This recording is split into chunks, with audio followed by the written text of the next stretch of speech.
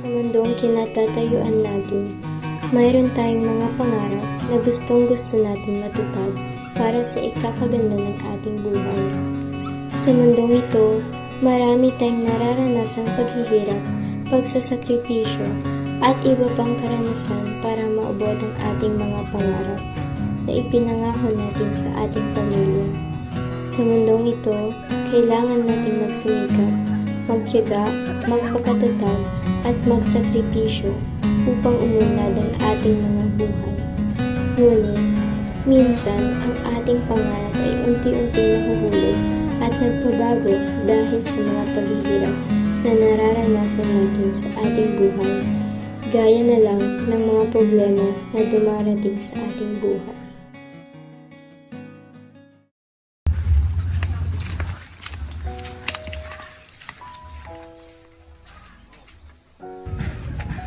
Kakauwi lang po. Kuya, halika dito. Kausapin natin si ate. Ay, Oh, halika. Ito ang ate mo. Kausapin sabi mo. muna. Oh, ate, kamusta naman po kayo dyan? Ayos lang naman. O nga pala, kamustang pag-aaral mo? Okay lang naman po pag-aaral ko, ate. Kaso, meron naman po kaming babayaran para sa project namin. Magkano ba yan? Mga 500 po. Eh ako rin ate, meron akong babayaran 550. O sige, magpapadala ako dyan ng pera. Kasama na rin yung mga iba ko pang ipapadala para sa inyo. Talaga ba, ate? Salamat po. O siya, bye na muna. Babalik na ako sa trabaho. Oh, huwag ka magpapalipas ng gutom dyan, ha. Ingat ka. Bye-bye. Hi po, ma'am. Good evening po. Hello, where's Lily? She's in her room po. She's doing her assignments. Okay, put my things in my room and I'll talk to you later after Lily sleep. Sure po, ma'am.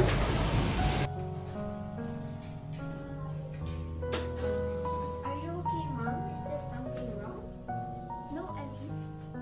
You see, my work is failing.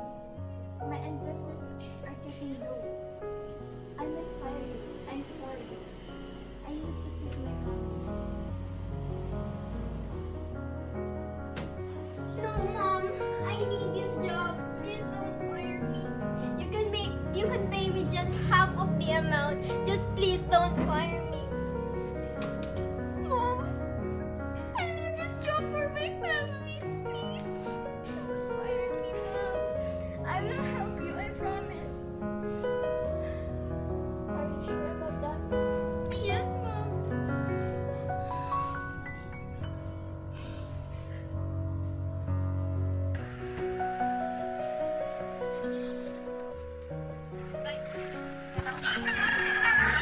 Pag hindi ako bumili, hindi na lang ako kakapasok.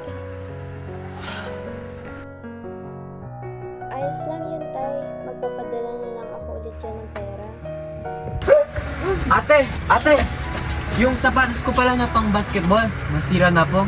Kaya kung pwede ba tayo bumili ng bago? Aba, hindi mo pwede.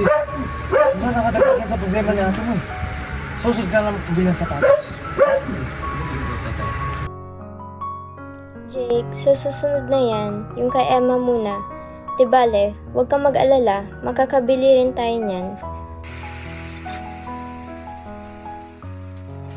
Diyan ka na pala. Umupo ka na at kumain ka na. Ano bang ulam? Pasensya ka na, ha. Tuyo lang ang ulam. Oh, ayun na naman. Hindi ba kayo nagsasawa? Ano bang ginagawa ng anak mong nasa ibang bansa? Hoy Emma, kung wala ka ring may papadalang pera o pagkain, mas maigi na umuwi ka na lang dito. Nagsasayang ka lang ng oras. Wala ka man lang may padalang pera o pagkain man lang. Di bale, ma, makapagpadala na ulit ako. Malapit na. Kailan pa yung malapit na? Kapag payat ng mga kapatid mo? Kapag hinang-hina na sila? Ganun ba? Sige na, anak. Kailangan mo pa magpahinga dyan. Oh, bakit mo pinatay? Ayaw mo bang malaman ng katotohanan? Tama na, Freda. Ikaw lang naman ang problema dito, eh. Lahat ng anak mo, ginagawa niyang mga sakripisyo niya. Pero ang ginagawa mo, pinasusugal mo ang mga pinapadala niya. Tama na, tay! Nay! Oh, sige, magsama-sama kayo. Aalis ako dito at wag niyo akong hahanapin. Sige, umalis ka. Tignan natin kung anong mga anak mo dyan.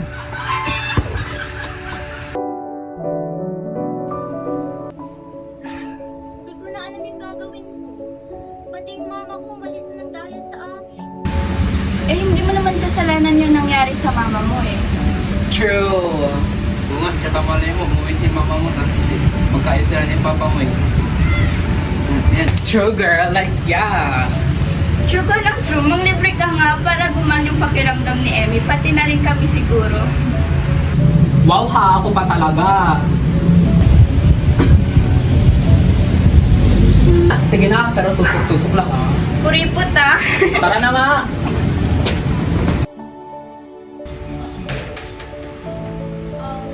Hey, Abby. Yes, Lily? Can you get me a muffin? Sure, just give me a minute, alright? Closely together to minimize the risk of predator attacks. Including flamingos. When the water flows in, the skies come Here you alive go, with Lily. vibrant colors Then of after you're birds. finished washing, go to your room and study, okay? Alright, thanks. It's desolate, Yeah, you're welcome. leaving only natural water.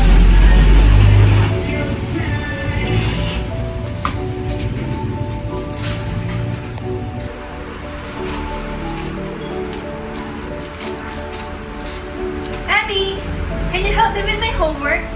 Sure, Lily. Just wait for me. I'll be there in a minute. Okay, thank you.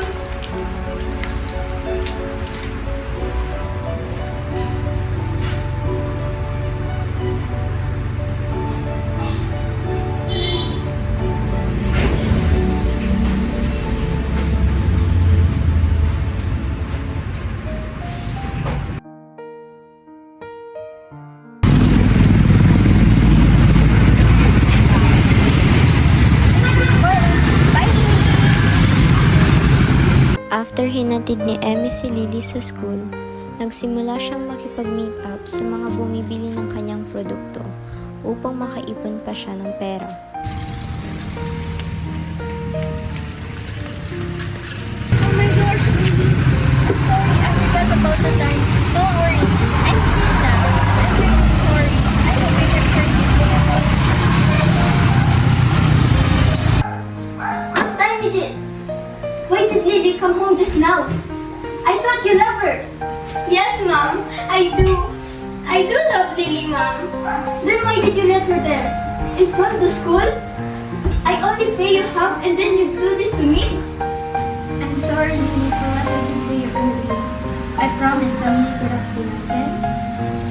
It's fine, Emmy. It doesn't matter. Pumunta si Emmy sa bahay ng boss at nagulat siya nang nakakain at nakaligo na si Lily at papasok na sa school. I'm truly sorry, Mom. It's okay.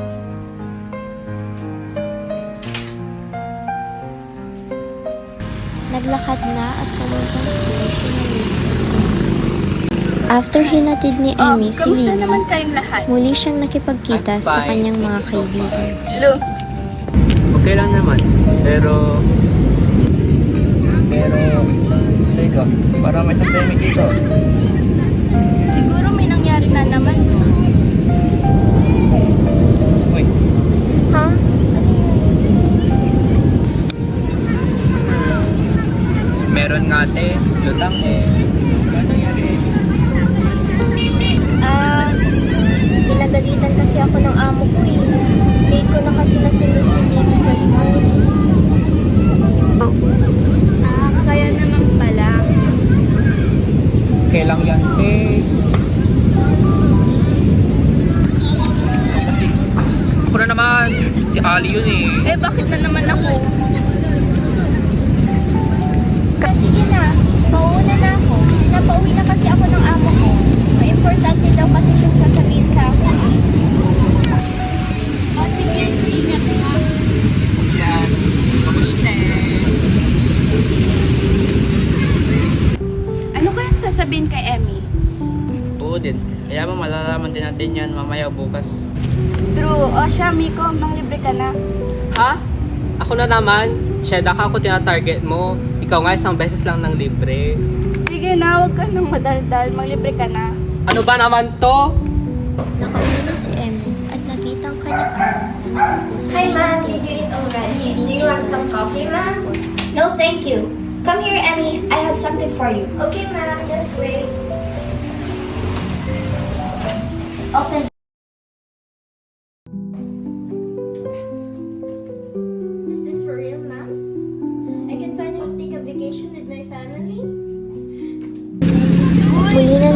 kasama ang mga magkakaibigan upang magpaalam kay Emma.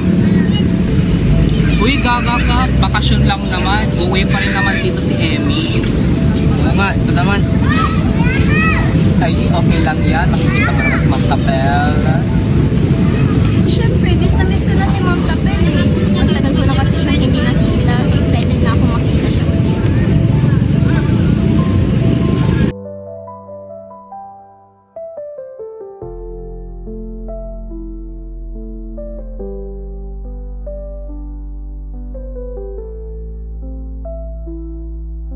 Tay! Emma! Nandito na si ate! Pati! Anak!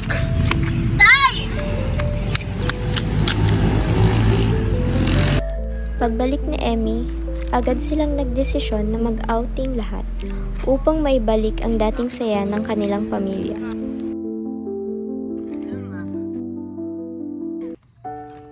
Akin yan! Visit ka!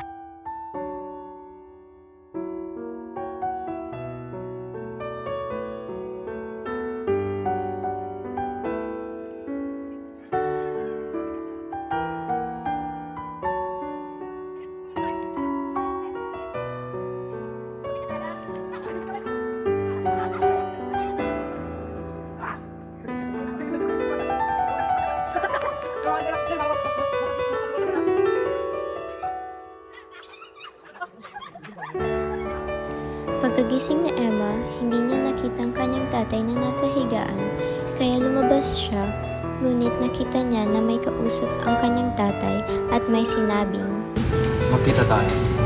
May iabot ako. Ito ang pera. Para sa akin. Sige, salamat. Alis na.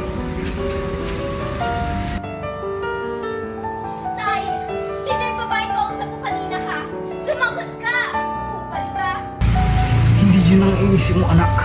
Anong hindi? Ikitang-kita kong nagbibigay ka ng pera para sa babae mo!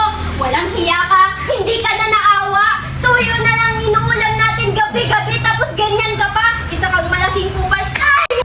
Walang hiya ka, Tay! Pagkatapos ko magpadala ng pera para sa inyo, ibibigay mo para kanino? Para kanino? Diba para sa babae mo? Wala kang hiya! Tatay! Anong ginagawa mo ate? Anong ginagawa ko? Ba't hindi mo pagtanungin itong magaling mong tatay? Isa siyang kupal. Lahat ng pinapadala kong pera, binibigay na lang pala sa babae niya. Tatay! Ano, Tay? Totoo ba yan? Walang hiya ka! Anong maisip ni Mama? Tay! Tay!